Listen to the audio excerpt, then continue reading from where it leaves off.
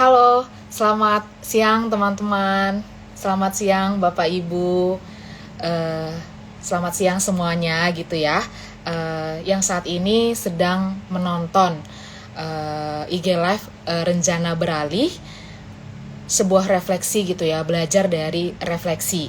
Nah, di IG Live kali ini kita akan membahas tentang buku Rencana Beralih, refleksi perjalanan karya Ibu Elizabeth Rukmini sebagai Wakil Rektor bidang kolaborasi, riset, dan strategic planning di Unika Atmajaya mulai 2015 sampai 2020. Jadi sekitar 5 tahun nih teman-teman semua. Nah, di sesi pertama ini kita akan invite langsung Ibu Elizabeth Rukmini atau sering disapanya Ibu Bet. Yuk kita invite Bu Bet ya.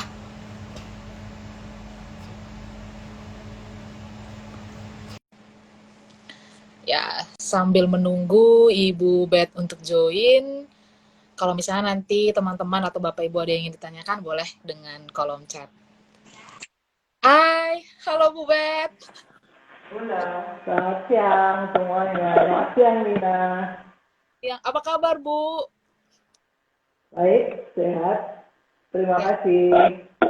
ya. Kangen nggak Bu sama saya Bu? Oh, kangen sekali.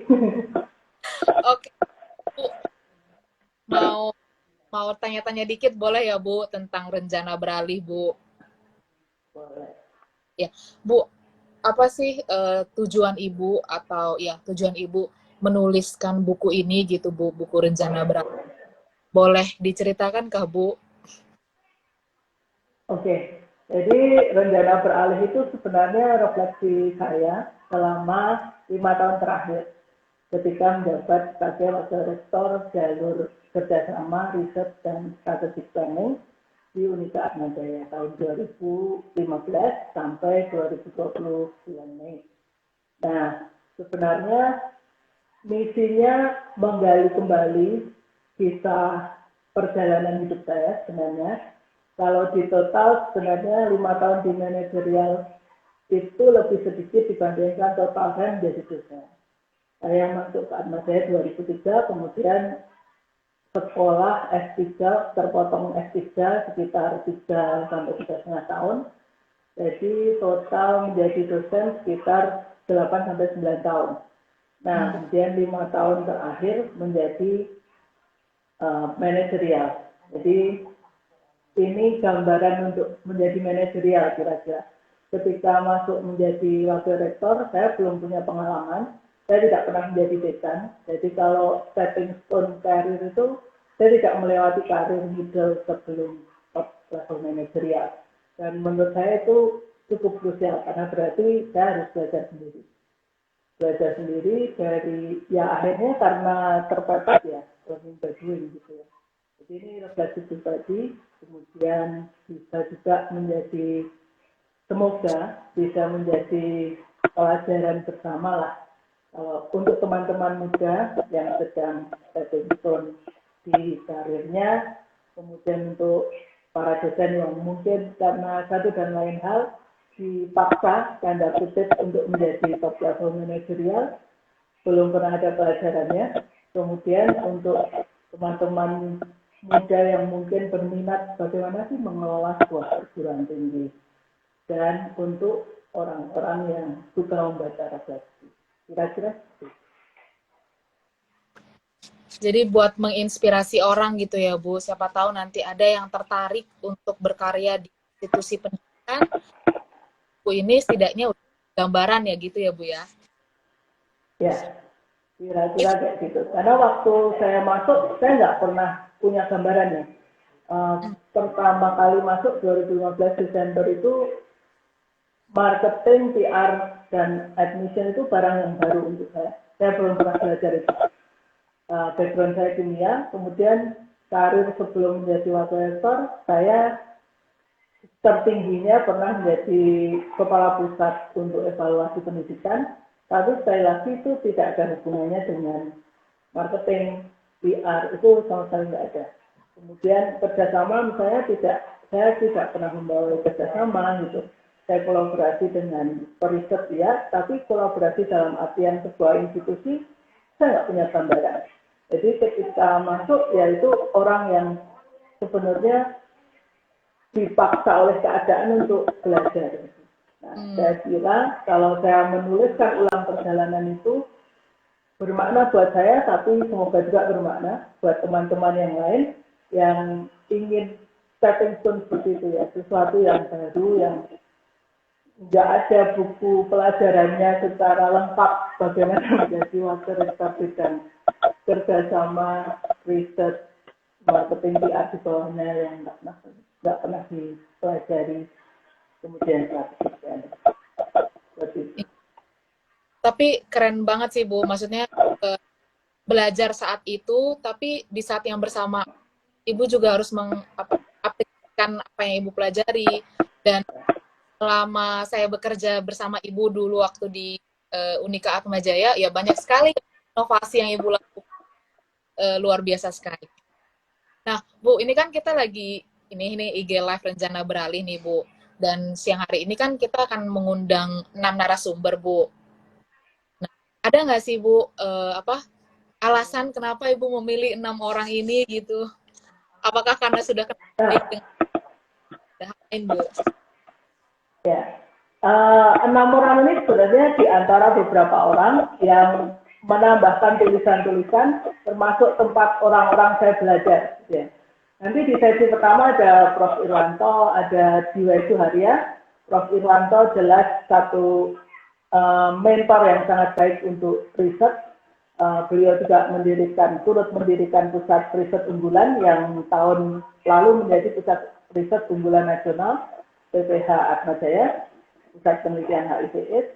Kemudian ada Diwa Suharya di ALSI, Alzheimer Indonesia, sangat dekat karena kemudian seperti partner untuk kerjasama dengan NGO. Dan dari Diwa saya banyak belajar juga. Terima kasih untuk Diwa sudah mau menuliskan pengantar untuk saya. Kemudian nanti ada Mbak Ajeng, ada Pak Anton Binsar yang dulu ada di Biro Marketing PR dan Admission. Kemudian ada Sulung yang paling muda, sangat menarik menurut saya, tulisannya tentang Safira, jadi dia kakaknya Safira, saya omanya katanya gitu ya. Nah, kemudian ada siapa lagi? Mbak Agatha. Mbak Agatha. Ya, Mbak Agatha dulu di unit strategic planning. Nah, kemudian ada beberapa penulis lain yang tidak sempat masuk ke sini. Ada Riri, terima kasih Riri ada di sini. Kemudian ada Hans yang juga nggak sempat bergabung juga, tapi terima kasih sudah menyumbangkan tulisannya. Saya rasa itu ya yang tidak ada gitu. Kemudian ada Nina yang bisa menulis.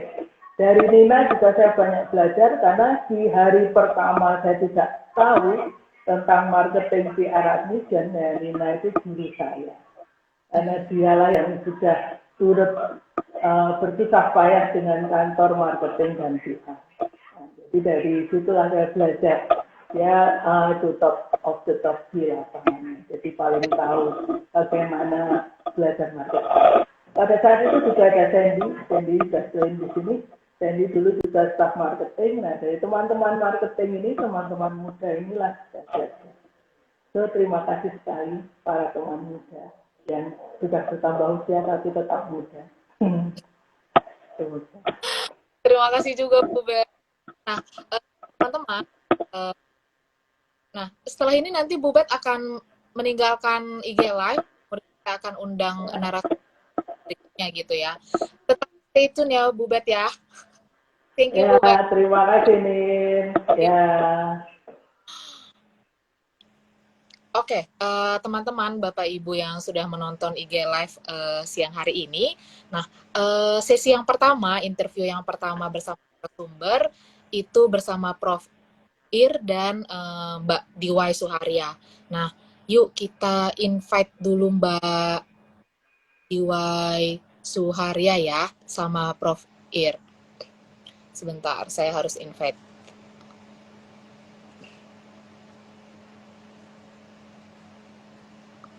Sama Prof. Irwanto.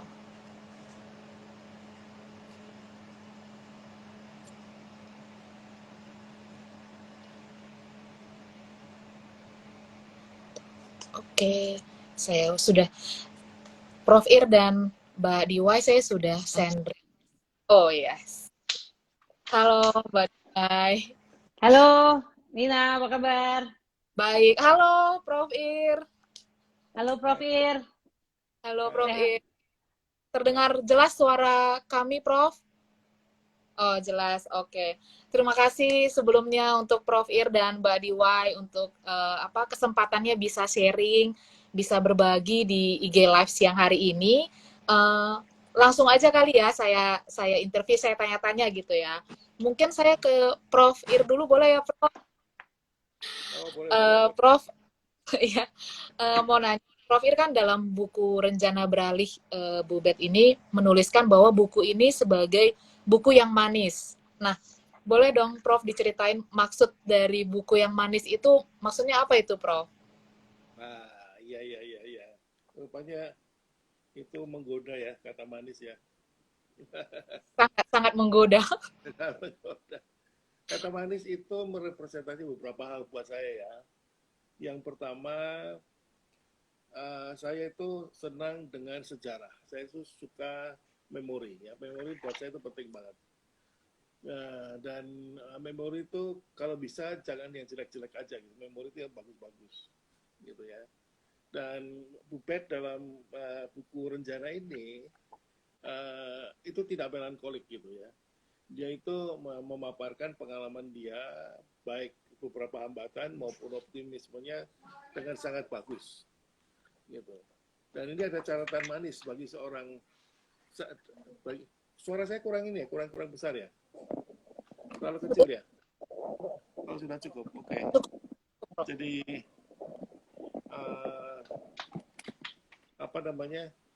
buat saya buku ini berharga justru karena itu tuh, karena ada honesty di sana. Di dalam honesty itu ada sisi tantangannya, tetapi juga sisi optimismenya gitu. Yang kedua tentunya saya selalu dari dulu sebetulnya, kenapa saya di Atmajaya itu bukan dikenal sebagai dosen, tetapi lebih sebagai penggiat di masyarakat maupun di penelitian, karena saya sangat percaya bahwa peranan universitas itu bukan hanya untuk mendidik orang menjadi pintar, tetapi juga membantu orang yang dididik itu untuk dapat bersama-sama masyarakatnya untuk tumbuh bersama. Gitu.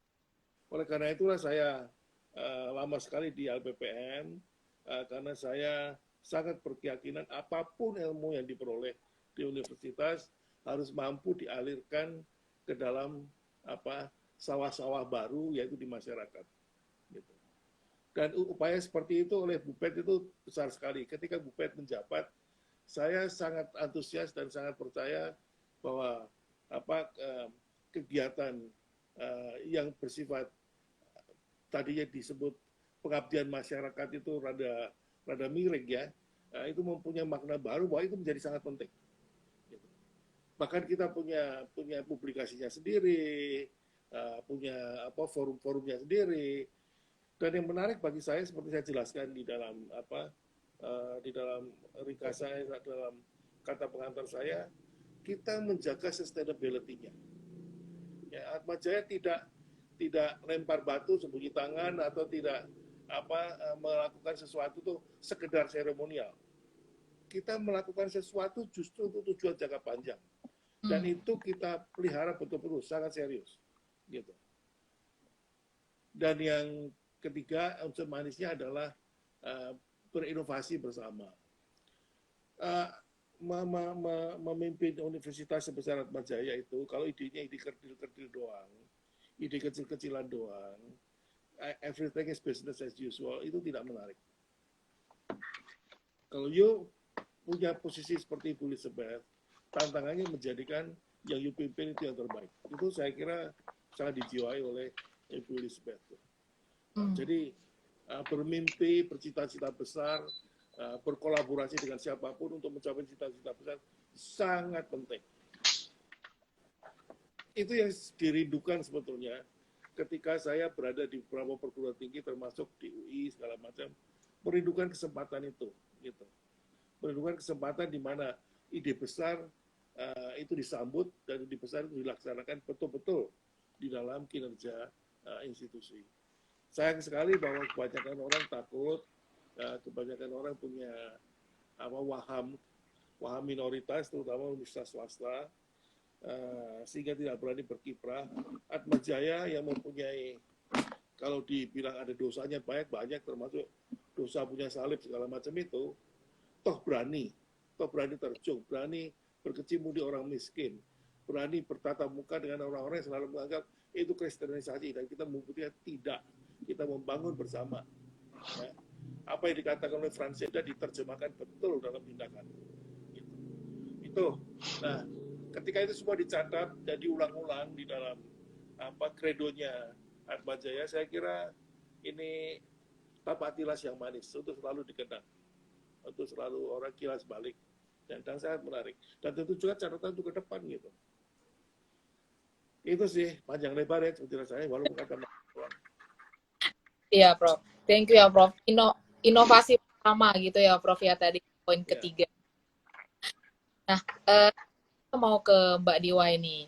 Mbak, sebagai founder Alzi gitu ya, Mbak, seberapa besar sih kontribusi Bu Bet dalam terjalinnya hubungan gitu antara Unika Atmajaya dengan Alzi sendiri, Mbak? Ya, thank you ya pertanyaannya. Terima kasih sebelumnya atas undangannya, kepercayaannya, dan bukunya. Terima kasih, sukses Bu Beth. Saya setuju tadi dengan apa yang Prof. Ir sampaikan soal kolaborasi, soal sustainability, dan peran Bu Beth di kerjasama dengan Alzheimer Indonesia itu sangat besar, ya, sangat besar sekali. Dan itu tertuang juga ceritanya ada di buku ini. Kenapa besar? Saya melihat Bu Beth itu latar belakang chemistry justru menjadi kunci. Karena kita punya peran, maksudnya kalau chemistry-nya oke, pasti dalam perjalanan, dalam berkaryanya juga lebih baik. Saya beruntung dipertemukan cross-path dengan Bu Beth di awal tahun 2018. Lalu sekian bulan setelah itu, mungkin sekitar September, sebelum September, itu kita sudah saling berdiskusi lewat WhatsApp. Jadi kualitas conversation, dialog itu dalam WhatsApp itu bisa mengerucut atau termanifestasi sehingga adanya kerjasama yang lebih kuat lagi, melibatkan anak muda, peduli tentang lansia dan orang dengan demensia. Berbagai karya dari kolaborasi dan peran Bu Beth juga adalah adanya co-working space ATSI, Atmajaya dan Alzheimer Indonesia Healthy Aging Center. Dan ini walaupun di masa pandemi dan jaga jarak dan sebagainya, kita tetap berkarya melalui kegiatan karaoke bersama orang dengan demensia dan lansia dengan tim PR. Nina juga terlibat waktu itu dengan Michael dan Amalia, dan tidak menghentikan kemitraan itu. Jadi saya sangat bersyukur bisa dipertemukan oleh semesta dengan Bu Beth, karena dengan peran apapun yang kita lakukan, kita bisa senantiasa berkarya dan berkontribusi demi peningkatan kualitas hidup. Wih, luar biasa jawabannya. Jadi karena latar belakang Bu Beth yang chemistry, akhirnya chemistry-nya dapat gitu ya, Mbak ya? Betul. Sama dengan Bu Beth memiliki latar belakang chemistry, justru di situ ada unsur chemistry yang kuat gitu ya. Background-nya dalam chemistry kuat sekali, sehingga langsung nyetrum gitu ya. Kita dalam berdiskusi, melakukan apapun juga, selalu ujung-ujungnya karya, melibatkan lintas generasi dan sebagainya. Dan itu yang on behalf of Alzi saya sangat bersyukur dan berterima kasih. Banyak sekali karya-karyanya, dan saya mengundang semua orang juga. Ini bukunya keren banget, bisa ada refleksi dari perjalanannya di bidang manajerial tentunya, dan kita bisa terus berkarya dengan peran apapun yang kita miliki. Oke. Terima kasih jawabannya Mbak Diwai. Mau balik lagi nih ke Prof. Ir. Ini mau tanya pendapat personalnya Prof. Ir gitu ya. Prof, menurut Prof, dari kacamatanya Prof nih, Bu Bet itu orangnya seperti apa sih, Prof? Kalau tadi Bu Bet, Ya, Prof. Ir itu adalah mentornya. ya, salah satunya itu tidak biasa bicara. Bicaranya Hmm. sedikit. Tetapi kalau kita bicara langsung nyambung gitu ya. Jadi artinya dia bukan orang yang menasihati orang. Dia orang lebih banyak mendengarkan, tapi kemudian mau berdiskusi. Itu salah satu ciri dia yang sangat menarik dan membuat saya betul-betul apa punya rasa percaya. Semua korespondensi saya dengan pihak luar itu saya lempar ke Bubet karena saya yakin akan ditanggapi dengan positif. Gitu. Dan saya tidak takut untuk memulai kerjasama bahkan dalam proyek yang paling kontroversial pun. Nah, satu hari saya juga menggagas pekerjaan tentang Healing the Nation. Ya, Healing the Nation itu kita kembali ke tahun 65 ya, dan kerjasama dengan universitas di Belanda dan sebagainya. Reaksi dosen terpecah. Karena kalau orang tahu tentang 65 pasti kampus kita akan jadi sasaran bully. Gitu ya. Beberapa dosen bahkan sudah mulai menolak. Tapi ketika saya datang ke Bupen katanya kenapa tidak, itu kan tugas kita juga sebagai akademisi ya kan, untuk ikut membangun masa depan yang lebih sustainable. Bagaimana kita bisa membangun masa depan kalau setiap hari masih cakar-cakaran, masih ancam-ancaman, kan nggak mungkin. Gitu. Itu satu. Kedua, saya punya dua proyek yang kontroversial dan beberapa buku yang dihasilkan dari situ, yaitu yang mengakomodasi social minority. Social minority yang saya dukung di sini adalah transpuan, transgender, anak jalanan, dan orang dengan disabilitas. Nah, khusus untuk transpuan, saya mempunyai proyek cukup besar, didukung oleh Voice Belanda, yang mencoba melaksanakan suatu proyek yang disebut influence. Influence itu artinya apa? Dalam rangka pemberdayaan terhadap kelompok sosial ini, saya harus mampu mempengaruhi aturan-aturan normatif di dalam institusi, termasuk di Atmajaya. Nah, proyek itu sangat ambisius, karena proyek itu beranggapan bahwa siapapun ketika mendapat kesempatan pendidikan yang baik, ketika dididik secara profesional, maka latar belakang seperti orientasi seksual segala macam tidak relevan lagi. Orang melihat dia sebagai ahli, bukan sebagai waria atau sebagai apa gitu.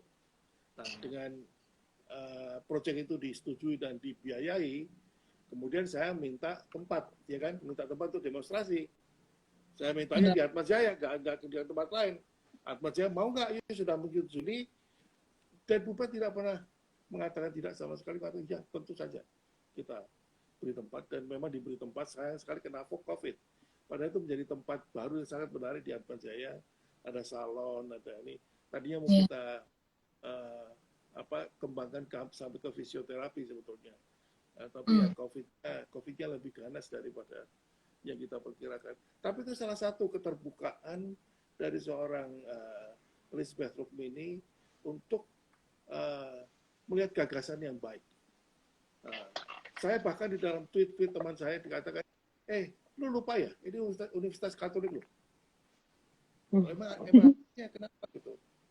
Nah, jadi kalau kita membela sesuatu, tiba-tiba kekatolikan kita menjadi kendala. Kita mau mengadakan seminar tentang SOGI, tentang diskriminasi berdasarkan sexual orientation, gender, dan and disability. Orang mengatakan, loh, universitas kamu universitas Katolik loh, jangan ngomong soal perkawinan sama jenis.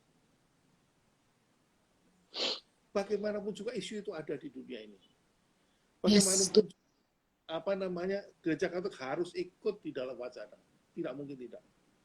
Tetapi beberapa orang pandai di Atmajaya sendiri mengatakan, well, it's not hampir unlikely bahwa gereja Katolik akan menyetujui. Siapa yang minta gereja Katolik menyetujui? Ini bukan soal setuju atau tidak, tetapi berwacana. Dan akhirnya karena Bupen juga mengatakan, go ahead tanpa apa-apa, full house. See, artinya masyarakat lebih terbuka dan pimpinan seperti Ibu Risbeth yang berani mengambil resiko, karena kalau terjadi sesuatu ya kena dia juga gitu ya.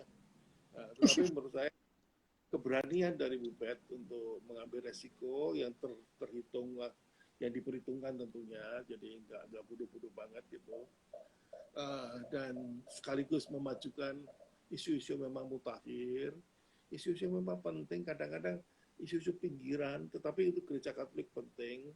Saya kira dia berani menaruhkan jabatannya pada waktu itu untuk mendukung kami. Itu di samping itu tentu tadi saya katakan Bu Bet itu penuh inovasi. Setiap kali kita rapat selalu ada saja yang baru. Setuju, Prof. Itu yang saya agak terheran kayak ini tuh orang manajemen atau siapa sih ya? Oh, ternyata bukan. Oke, Ternyata thank you ya Prof buat ya. serinya. Iya, setuju banget sih. Nyambungin soal persenyawaan, rupanya penting itu persenyawaan ini. Oke. Oke. Nah, kita ke Mbak Diwai lagi nih, Mbak. Bahkan dalam buku tulisan Mbak di bukunya Bu Bet kan, Mbak terinspirasi dengan aku belajar maka aku ada gitu ya, kalimat itu, Mbak.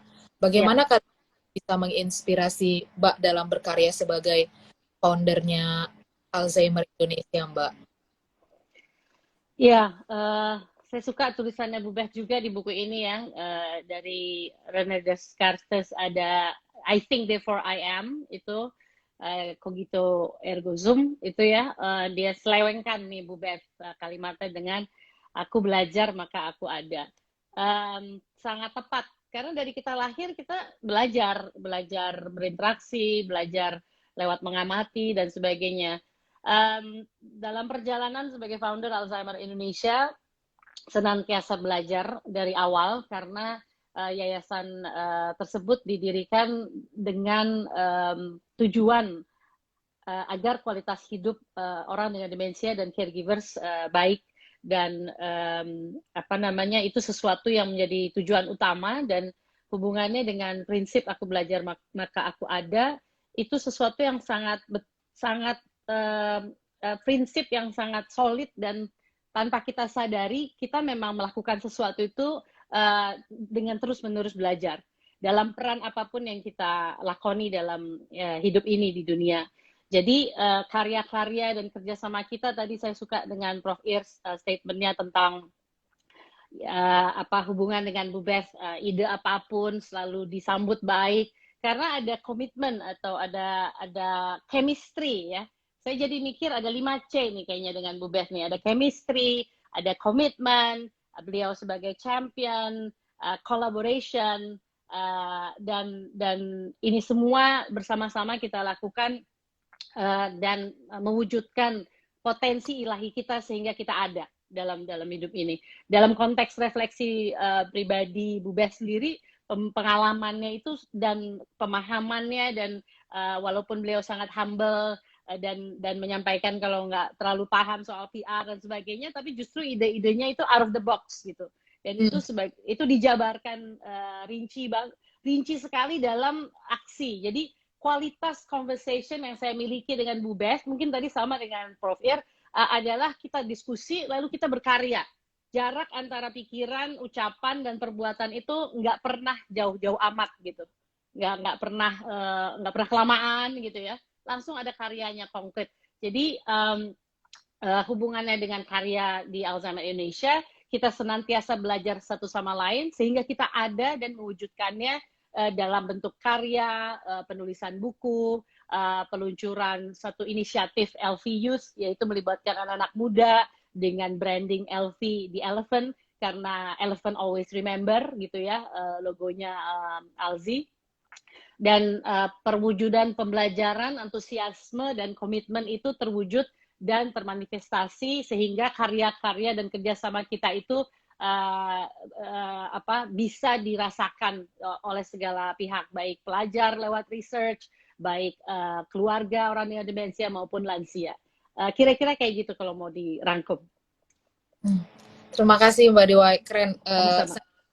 Senantiasa belajar untuk bisa mewujudkan dalam karya gitu ya. Betul, betul. Itu dia jawabannya. Semoga. Tambah sedikit.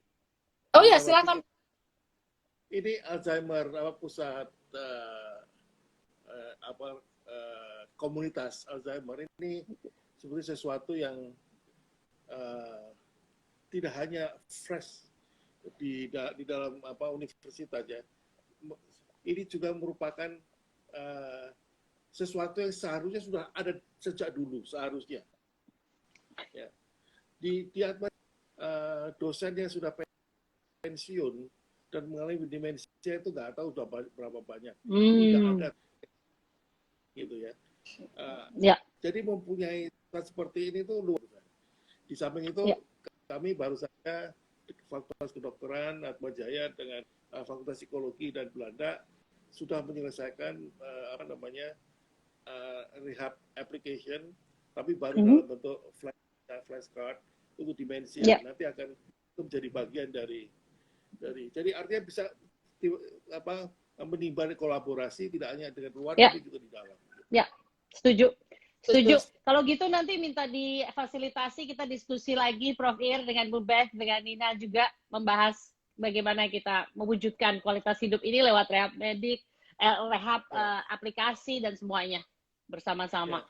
Saya kirim ininya, saya kirim daminya sudah ada. Sip. Oke, siap. Terima kasih.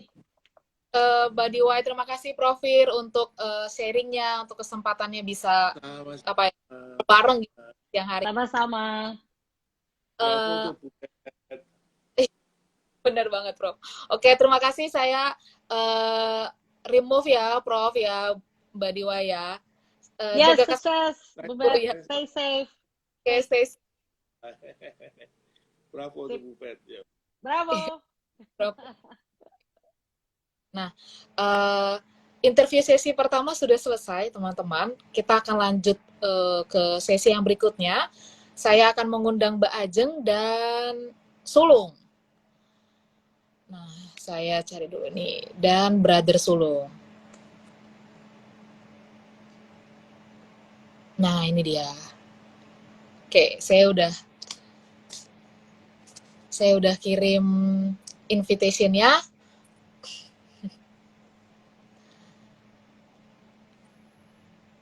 Mana ya? Ya.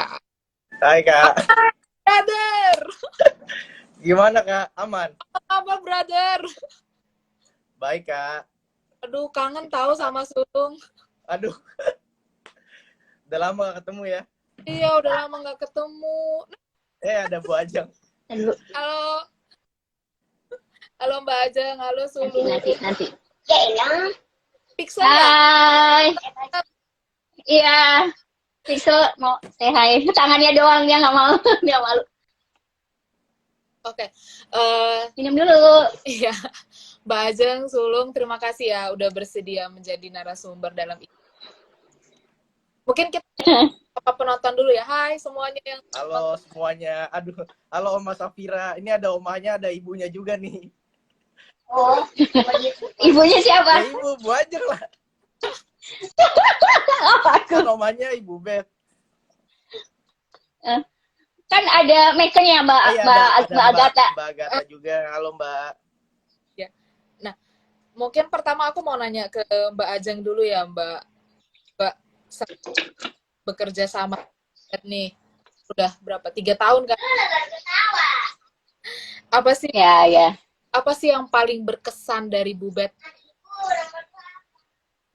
Oh, tadi sebenarnya kan kalau kita udah dengerin kayak DY, Prof. Ir di awal-awal, kayak misalnya bahwa Bu Beth itu orang yang reflektif dan belajar, selalu belajar dan menginspirasi untuk kita selalu belajar gitu. Jadi contohnya dalam buku ini, ketika beliau menulis buku ini sebagai bentuk refleksi, semua yang terlibat juga ikut bersama-sama refleksi gitu. Kemudian kenapa refleksi itu penting?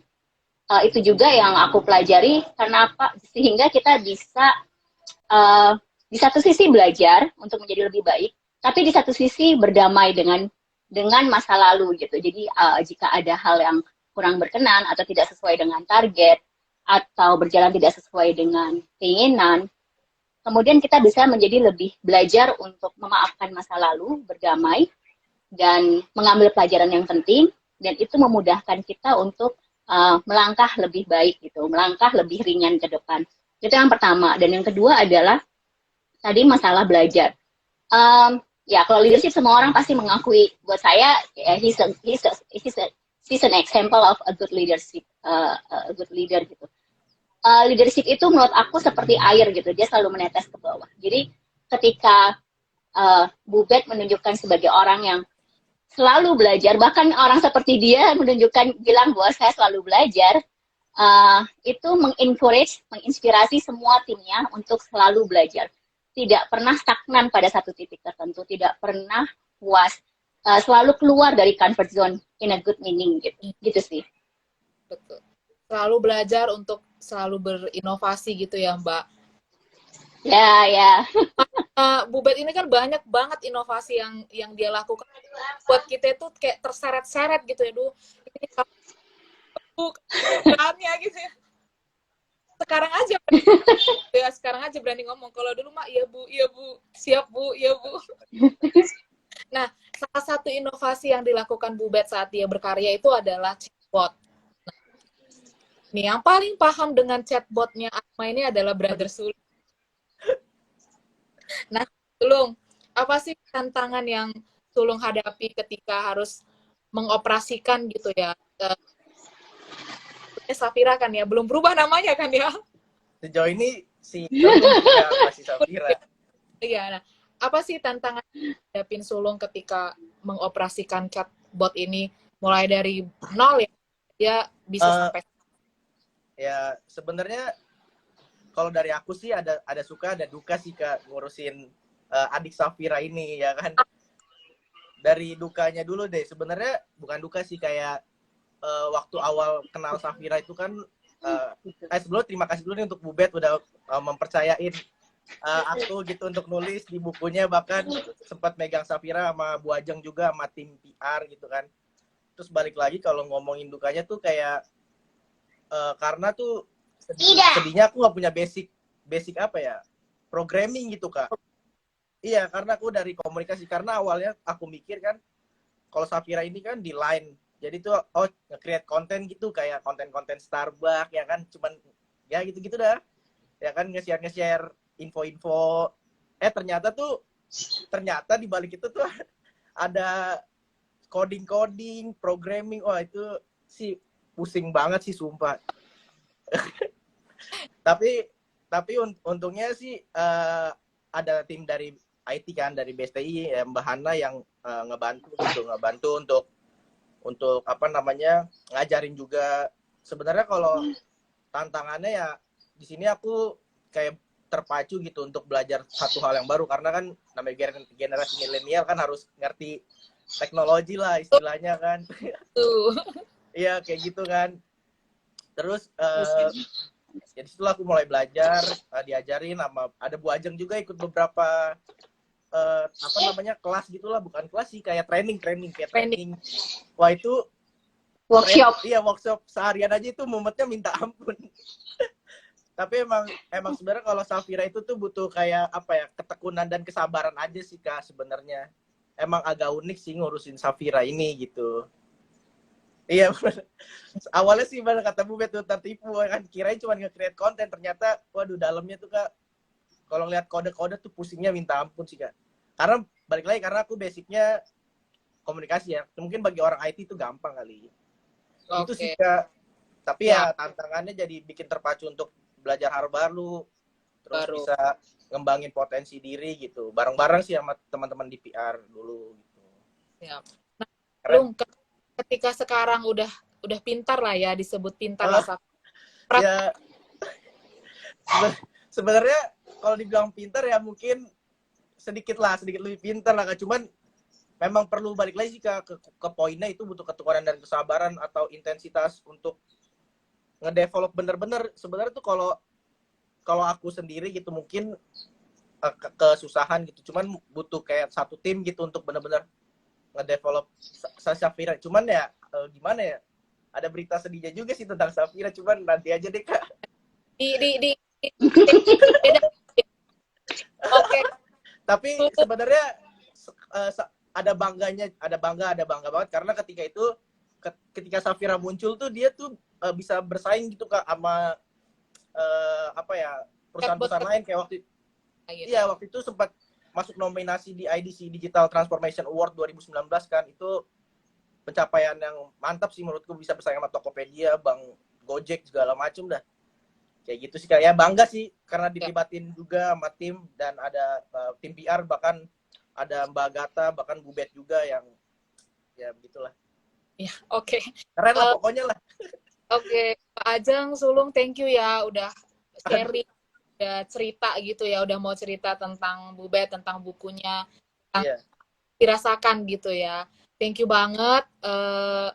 Sesi untuk interviewnya udah selesai buat Mbak Ajeng sama cepet banget ya. Ngumpul-ngumpul lah kita lah. Iya, siap. Nanti deh. Masih ini ya, masih susah. Bisa lah, masih bisa diluangkan waktunya. Tetap jaga kesehatan ya, Sulung, Mbak Ajeng. Siap. Aman. Bye-bye.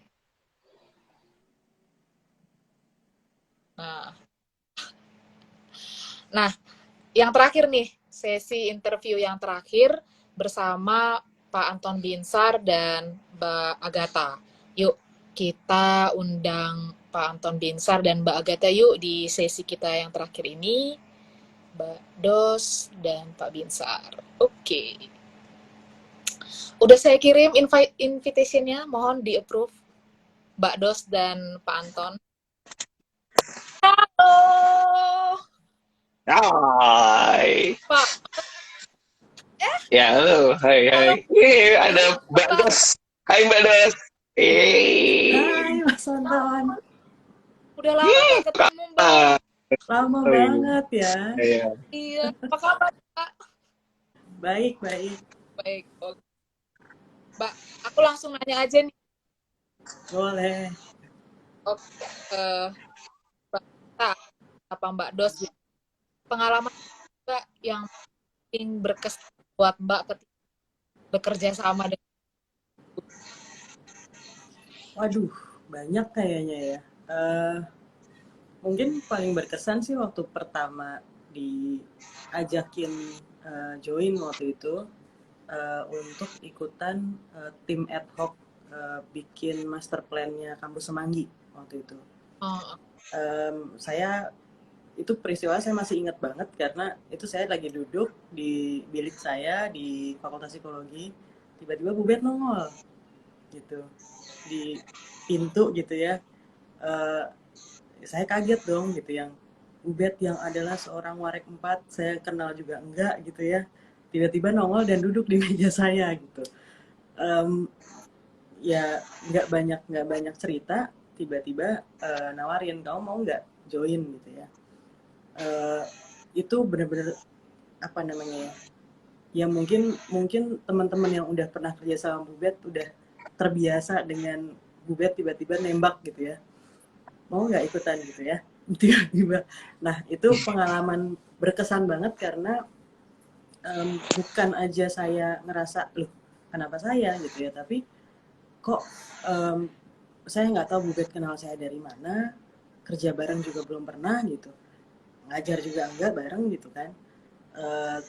Tapi terus setelah dijelaskan akhirnya oke deh saya coba gitu ya, dengan tanggung jawab bahwa ini kalau saya berani ngambil risiko ini gitu kan, berarti saya juga harus bertanggung jawab bahwa saya harus bisa deliver sesuatu gitu sesuai yang diharapkan. Jadi kena jebakan Batman sih waktu itu ceritanya gitu. Jadi sesudah itu kayaknya 2016 atau 15 saya lupa, sesudah periodenya habis kirain udah ya, ternyata enggak, diperpanjang terus dengan posisi yang berbeda, jadi strategic planner gitu waktu itu di UPPS gitu sih. Apa sih yang Mbak dapatkan ketika bisa bekerja sama-sama Bubet gitu ya di ad hoc planning, Mbak terapkan sekarang? Karena yang saya tahu dan Bu Bet juga info ke saya gitu, bahkan udah nggak di Atma lagi nih. Tapi plan Mbak aplikasikan dalam kehidupan Mbak, kerjaan Mbak saat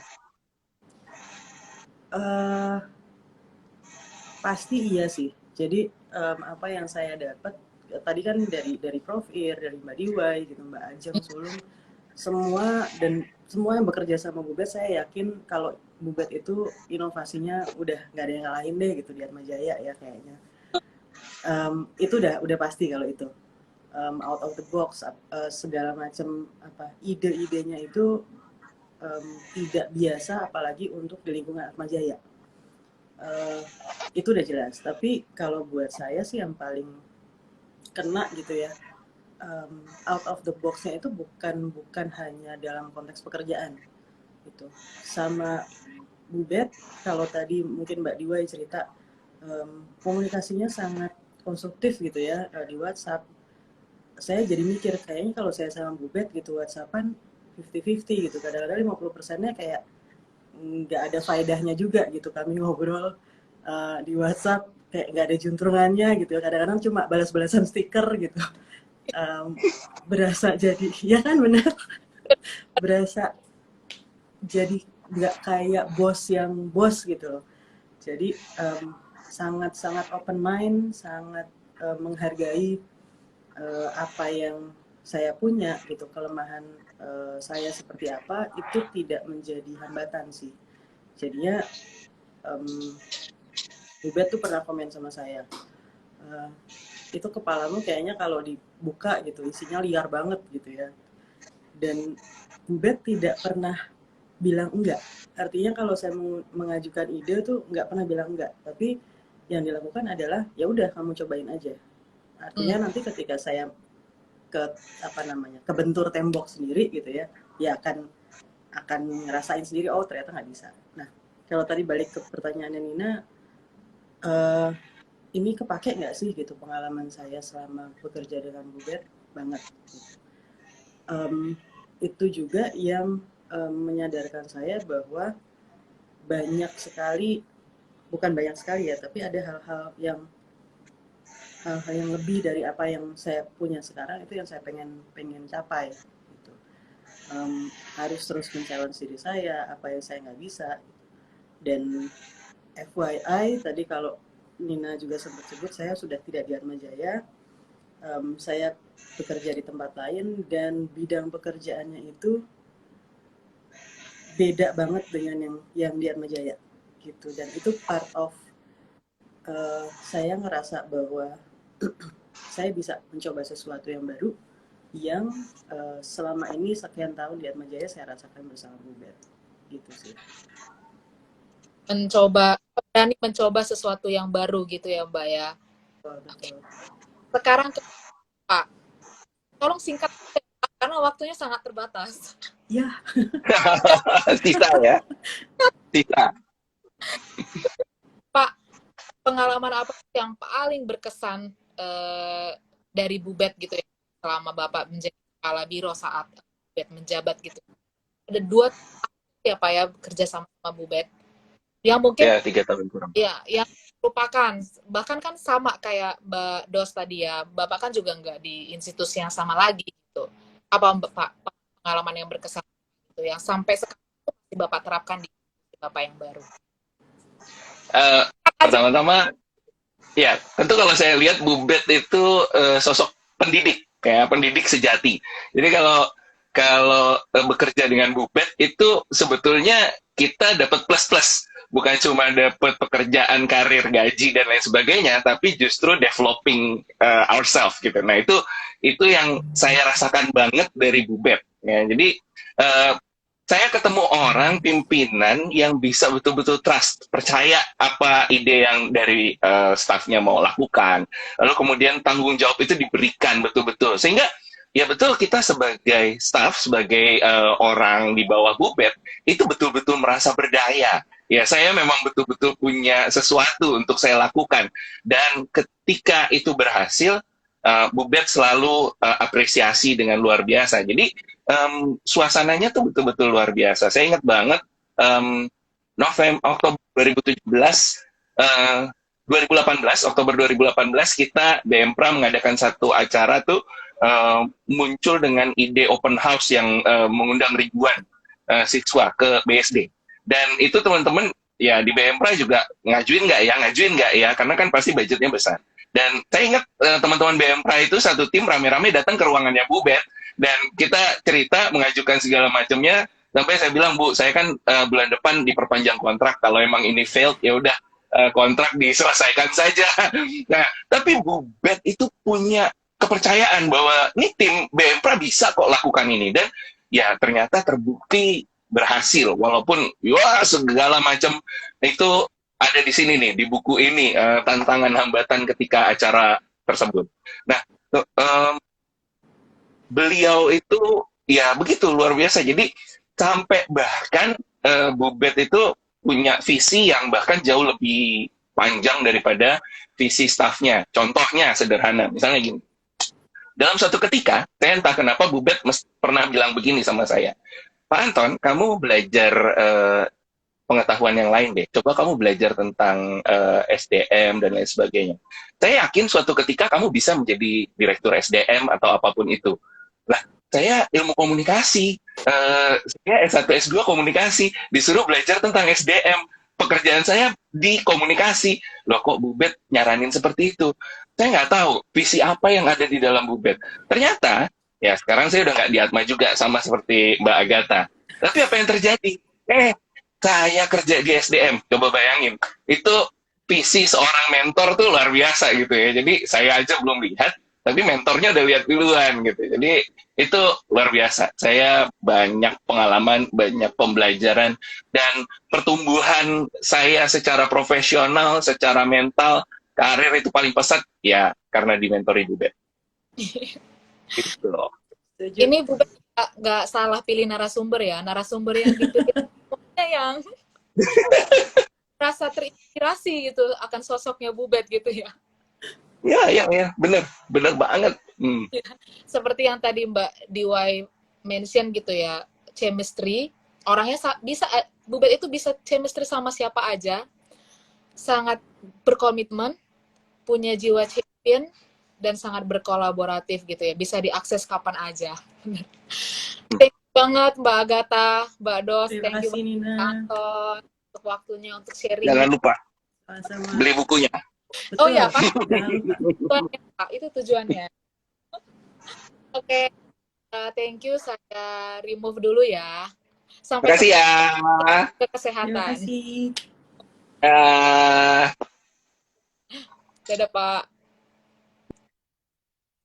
Nah, teman-teman, kita udah sampai di penghujung IG Live siang hari ini. Iya. Tereng. Ini bukunya, teman-teman, yang kita bahas selama kurang lebih 1 jam. Ini bukunya, buku Rencana Beralih.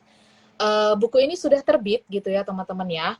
Kalau misalnya teman-teman atau Bapak Ibu pengen beli gitu ya, penasaran dan pengen beli gitu, bisa beli di toko bukunya di Unika Atma Jaya, di kantor penerbit, atau bisa menghubungi Alfa di penerbit Atma Jaya di nomor 0857 0900 446.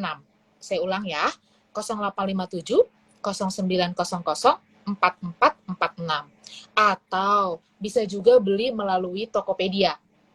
Atau kalau misalnya nih teman-teman atau Bapak Ibu yang sudah digital minded banget dan nggak mau yang hard copy, aku maunya yang digital aja, udah bisa di-download juga, udah bisa dibeli juga di Google Play. Gitu ya, di Google Play sudah tersedia gitu. Bagus banget gitu, banyak cerita, banyak pengalaman, banyak pembelajaran dari sini. Ada tulisan saya juga, Pak Anton, ada tulisan rektor saya juga di sini. Penasaran? Beli bukunya gitu ya. Siapa rektornya Kak Nina gitu ya. Nah, ini baca aja. Beli aja, baca ya gitu. Gitu aja teman-teman, Bapak Ibu yang sudah bersedia meluangkan waktu. Mungkin saya nggak bisa mention satu-satu gitu ya penontonnya, tapi thank you banget udah stay selama 1 jam ke depan, selama 1 jam ini gitu, ke depan selama 1 jam ini. Pesan saya tetap jaga jarak, tetap cuci tangan, kemudian tetap pakai masker, dan beli buku Rencana Beralih karya Ibu Elizabeth Rukmini. Begitu aja, selamat siang dan stay safe semuanya. Bye-bye. Ya, makasih Mbak Dos juga. Bye-bye semuanya. Dadah.